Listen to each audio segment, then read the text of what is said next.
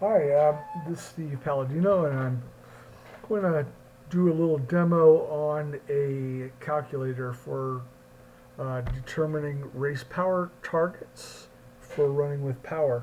This calculator was produced by Steve Bateman, and you can find it on his Facebook group From One Runner to Another.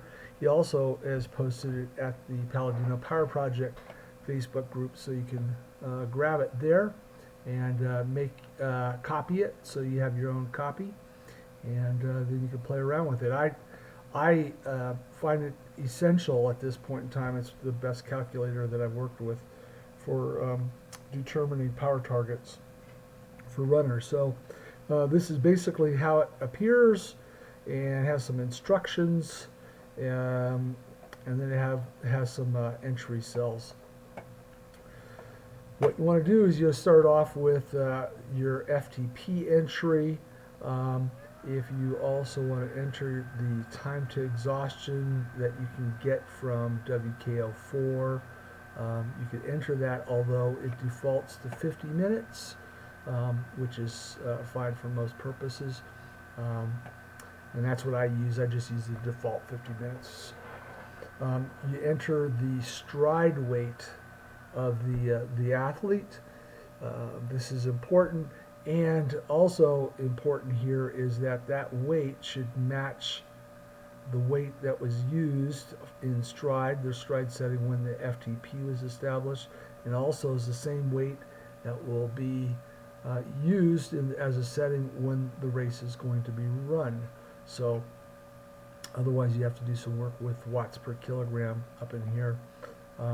But basically, those are two important settings that don't require a whole lot of thinking, of course. But let's say you're not quite certain of your FTP, and you want to, for the purposes of race planning purposes, you're not sure if your FTP is 200 or 203. You can bracket it, which means you just come back and rerun the calculations with a 200 FTP.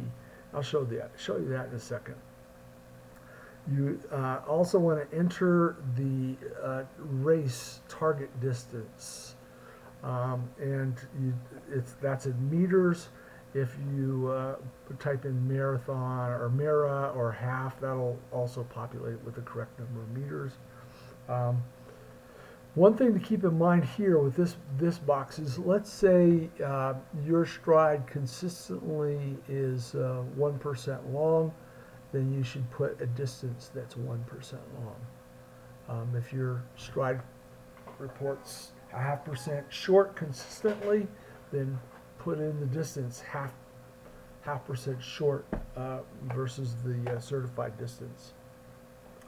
Then you put in a target time right here, hours, minutes, and seconds here, and that will give the calculations a starting point. Just ballpark. You don't have to be exact. Just put something that's close to what you expect. Not what you wish to do, but what you expect to do for your current fitness and power. Then this is where it really gets great, actually, is you can put in Rigel exponent from the Rigel formula, and you could actually bracket. There's multiple entry locations here, so you could actually bracket it and run, minus 0.07, minus 0.08, minus 0.09, etc., etc. You also will put in your estimated running effectiveness. Now you want to put in a running effectiveness that is representative of the course. So if you have a hilly course, you need to go to some of your training and prior races that are of similar course variability index or similar hilliness, and look at the running effectiveness you had for that type of course, and that would be your reference point for your planned race course. So typically flatter courses, running effectiveness is going to be a little bit higher. hillier courses, it'll be lower. But you have data to double checks, your tempo runs, your long runs, your prior races, etc. Use those and look at the running effectiveness that you performed those races in, and that can give you an idea of how you want to do this. If you're unsure, you could also bracket this. You could do a Rigel of minus 0.07 with a RE of 0.95 and minus 0.07 RE of 0.96. So you can bracket that.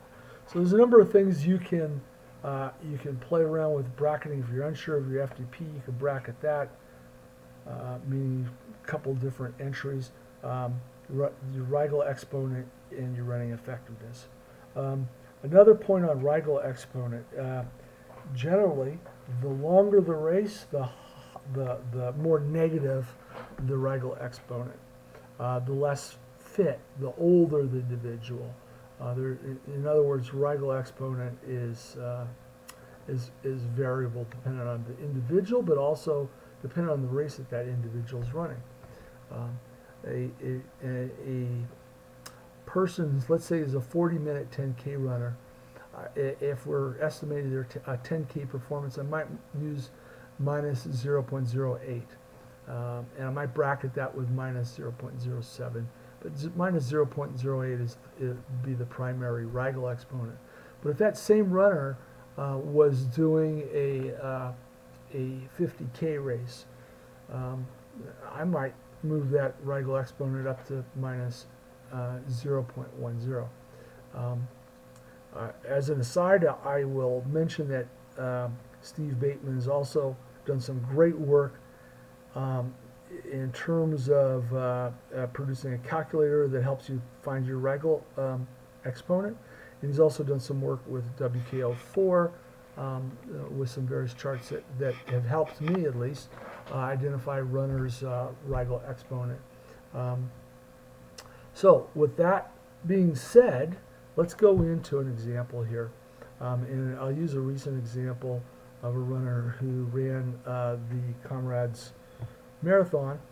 And this runner had a pretty reliable FTP or CP of 203 watts. This is confirmed with a number of races, a CP test, and a lot of training data. So 203 was a pretty reliable number. The runner was 53 kilograms. The race this year was the up course at about 88,000 meters or 88K kilometers. We're looking at a target time of about 9 hours in this particular case.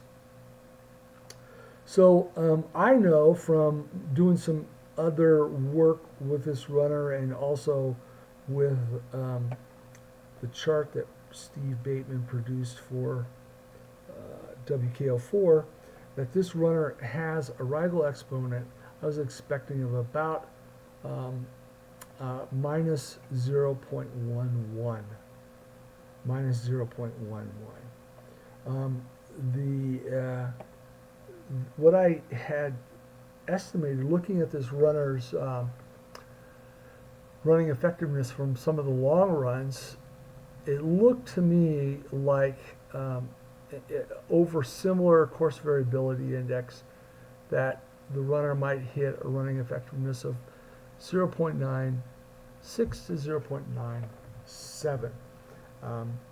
And so we can bracket that, which I show here, 0.11, or scratch that, minus 0.11 for Rigel exponent, 0.96 for target running effectiveness, would produce an estimate of 157 watts and an estimated time of 8 hours 35 minutes. For 0.97, it would produce 157 watts and 8:29, just under 8:30 time. Well, the early stages of the race are pretty much straight consistent uphill. Um, Also, you get up to a total of, maximum of about 852 meters.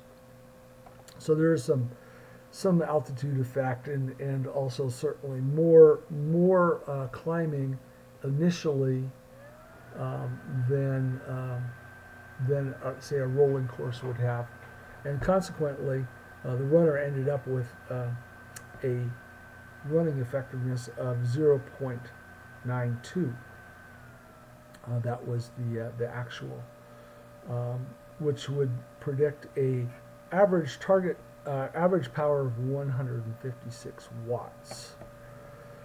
This runner's actual performance was 155 watts, but when corrected to for elevation, the equivalent, had the race been flat and all at sea level, the equivalent was 158.6 watts. So the bottom line is this: is that this is a race that's 88K, and we went from a CP for an 88K race, and we got a very tight. This is actually within 1% target for this runner, for their target power. This is how you use this particular calculator, and it is slam dunk, very good calculator. But you do need to know how to play with this Rigel exponent. The error I see most people make is that they don't choose a number that's negative enough, and then the other thing you need to have a feel for is running effectiveness and how that changes with hilliness, and being able to actually look back in your own data and see what you've performed on similar hilliness of courses. If you master those two things, then you're going to be able to get some pretty nice target power from this calculator. Hope this has been helpful. Thank you very much. Bye-bye.